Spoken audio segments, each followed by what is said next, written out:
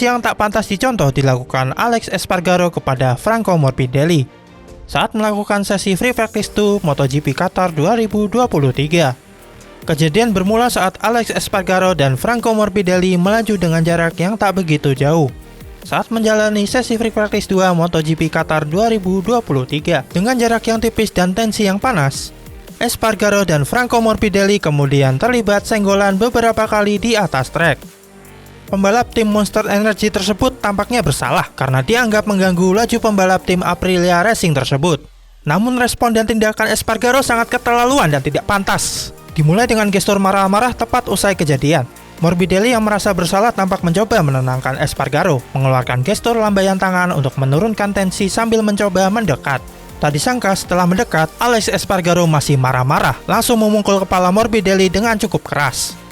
Bahkan jika dilihat lebih detail, Espargaro 2 kali terlihat mencoba memukul Morbidelli, namun yang kena adalah pukulan yang kedua saja.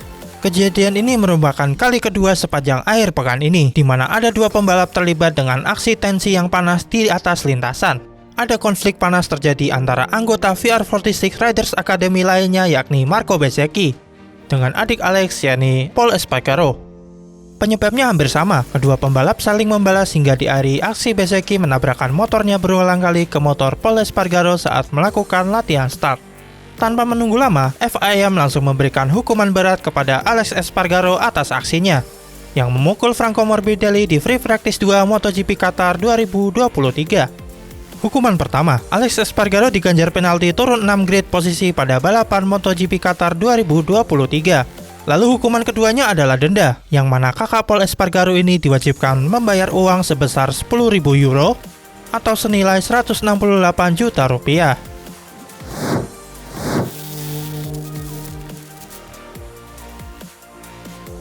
Pembalap asal Turki, Toprak Razgatlioglu akan membalap untuk pabrikan Jerman BMW di Superbike mulai 2024 mendatang. Namun dia mengaku ada tawaran dari tim MotoGP yang harus dia tolak karena sudah terikat kontrak. Hal ini disampaikan langsung oleh Toprak sendiri di Qatar, bahwa dia mendapat tawaran dari tim MotoGP. Namun Toprak tidak menyebut dengan jelas tim mana yang dia maksud. Toprak dan manajernya Kenan Sofuoglu datang ke akhir pekan MotoGP Qatar untuk mendukung rekan senegaranya Deniz Öncü yang berlaga di kelas Moto3. Walau tidak menyebut dengan pasti, tim yang dimaksud adalah Repsol Honda, tapi publik tahu dengan jelas maksud Toprak. HRC sendiri tengah sibuk mencari pengganti pembalap Spanyol Marc Marquez. Selain Toprak, ada banyak nama yang dikaitkan dengan HRC, mulai dari Pedro Acosta, Maverick Viñales, Miguel Oliveira, Johan Zarco, Alex Espargaro, dan Pol Espargaro. Namun kini, nampaknya yang paling berpeluang adalah pembalap Italia Luca Marini. Kita tunggu saja.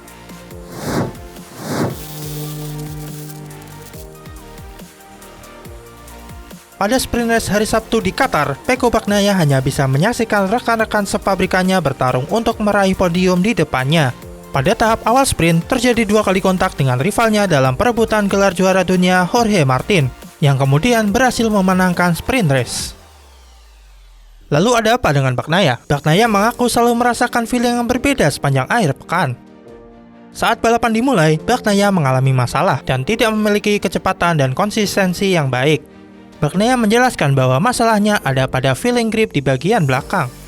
Dirinya mengaku mengalami masalah saat keluar dan memasuki tikungan. Begitu membuka gas, bannya terlalu banyak memutar dan dirinya mengalami banyak slip. Hal itu berbeda dibandingkan pada awal akhir pekan mengenai kontaknya dengan Jorge Martin, dan terutama manuver agresif yang dilakukan pembalap Spanyol itu. Sambil tersenyum, Bagnaia mengatakan bila Martin sangat luar biasa bisa melakukan itu. Hal ini malah membuat situasi yang sangat disukai Bagnaia.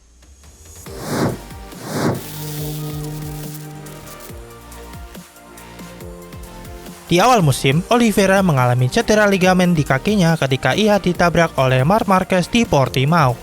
Kemudian melewatkan banyak balapan karena mengalami dislokasi dan patah bahu kiri setelah dijatuhkan oleh motor Fabio Quartararo di Jerez. Kini cedera bahu kanan terjadi ketika Oliveira terjebak dalam insiden lap pembuka pada sprint race di sirkuit Lusail. Pembalap Portugal itu saat ini sedang berada di rumah sakit untuk pemeriksaan lebih lanjut. Namun cedera tersebut membuat ia kemungkinan besar akan absen tidak hanya pada balapan Grand Prix Minggu, tetapi juga balapan Valencia akhir pekan depan.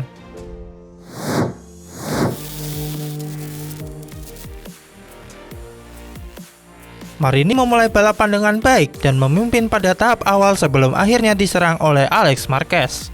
Marini berhasil menahan serangan Marquez dalam 2 kesempatan, namun tidak mampu membendung laju Jorge Martin yang akhirnya menjadi juara.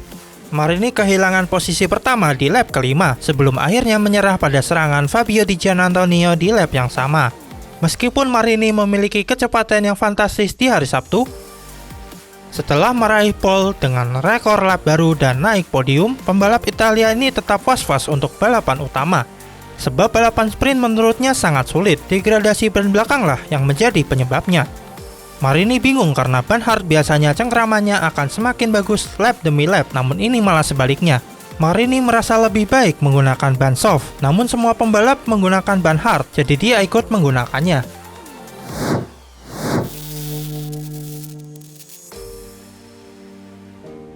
Aldeguer diincar oleh VR46 untuk menggantikan pembalap mereka Luca Marini. Sementara Marini diduga akan pindah ke Repsol Honda bertandem dengan Joan Mir. Kursi kosong yang ditinggal Marini sangat menarik karena tim VR46 menggunakan motor terbaik di grid Desmo Sedici. Meski demikian, Aldeguer mendapat saran dan peringatan dari bos timnya di Moto2 saat ini speed up, bahwa naik secara mendadak ke MotoGP bisa sangat berbahaya. Menurut pemilik tim speed up, Luca Boscoscuro, dengan motor Ducati yang masih tersedia, jelas Aldeguer ingin ke sana. Namun menurut Boscoscuro, adalah suatu kesalahan untuk pergi ke MotoGP sekarang. Pasalnya Boscoscuro tidak ingin Aldeguer menjadi seperti Raul Fernandez atau Remy Gardner, yang naik kelas namun tampil tak bertaji di MotoGP. Selain itu, Aldeguer punya potensi memenangkan gelar juara dunia Moto2. Jadi sangat disayangkan bila dia naik kelas MotoGP tapi tidak memenangkan satupun gelar. Selain tawaran dari VR46 Ducati, Aldeguer juga mendapat tawaran naik ke MotoGP dengan Pramac Ducati. Tapi Pramac Ducati menawarkan Aldeguer naik ke MotoGP pada 2025 mendatang. Artinya, dia harus bertahan di Moto2 1 tahun lagi. Apakah Aldeguer akan naik ke MotoGP bersama VR46 pada tahun 2024? Atau bersama Pramac Ducati pada tahun 2025?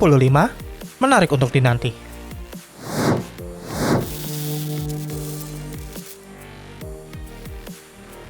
Juara dunia 5 kali Jorge Lorenzo mengatakan kalau kepindahan Luca Marini ke Repsol Honda malah bisa menghancurkan karirnya di MotoGP. Saat ini Luca Marini baru saja memasuki musim ketiganya di MotoGP dan memang diprediksi jadi penerus Marc Marquez. Tapi memang Luca Marini memberikan kemajuan yang cukup pesat pada musim ini dengan meraih podium perdananya pada seri MotoGP Amerika.